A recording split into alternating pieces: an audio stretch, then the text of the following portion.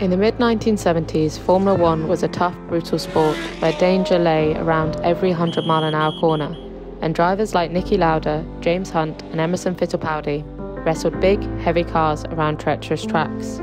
But Lella Lombardi was undaunted at the prospect of joining this gladiatorial arena. At a time when every other woman at a racetrack was likely to be either a spectator or a driver's wife, Lombardi was a trailblazer. Born in 1941 in the small town of Frigarolo in northern Italy, where her father was a local butcher, Lombardi had no family links to the racing world and discovered her love for speed while racing motorbikes against the boys in her village. Despite her mother urging her to marry and settle down, Lombardi knew that she had to follow her passion and chose instead to pursue a life of competition in the male-dominated world of motorsport.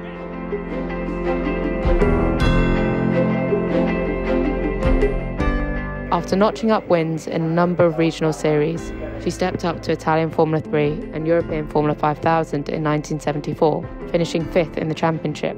It was time for a crack at the biggest stage of all, and in 1975 she secured a Formula 1 drive with the March team. Designer Robin Hurd insisted her recruitment had nothing to do with publicity and said she was bemused when a BBC News crew came to film her at her first test with the team at Goodwood.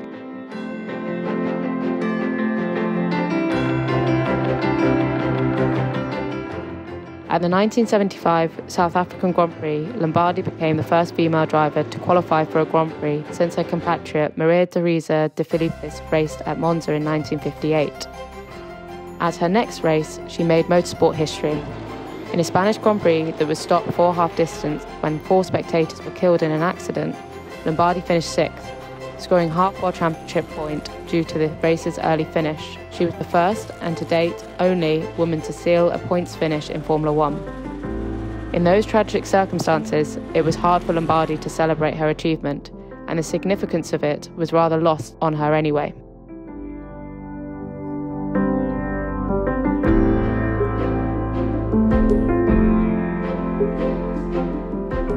But scoring points was far from her only accomplishment in Formula One. March boss, Hurd, rated her performance at the fearsome Nürburgring later that season as her best drive. Lombardi finished 7th, just outside the points, on the toughest and most dangerous circuit on the calendar, despite picking up a puncture. She made 10 Grand Prix starts in 1975 and 2 more the following year, before trying her hand at a host of other disciplines. She raced at Le Mans 4 times, coming 2nd in 1976, as well as NASCAR and the German Touring Car Championship, before retiring in 1988. By then, she already knew that she had breast cancer, and she died at just age 50 on March 3, 1992. Described as hard-working, tough, professional, and above all else, passionate about racing by those that worked with her, Lombardi forged a career in motorsport from humble beginnings by virtue of her talent, speed, and determination to compete with the very best. And while she may not have viewed herself as anything other than simply another driver in the field, her place as the only woman so far to have secured a points finish in Formula One means she has served as an inspiration for female racers like me. After becoming W Series champion in 2019 and 2021, it is my dream to follow her example and race in Formula One. But whether it's me or someone else, with more and more opportunities opening up for female racers, I'm sure it won't be long before Lella Lombardi isn't the only woman to feature on the Formula One scoreboard. Her legacy will live forever.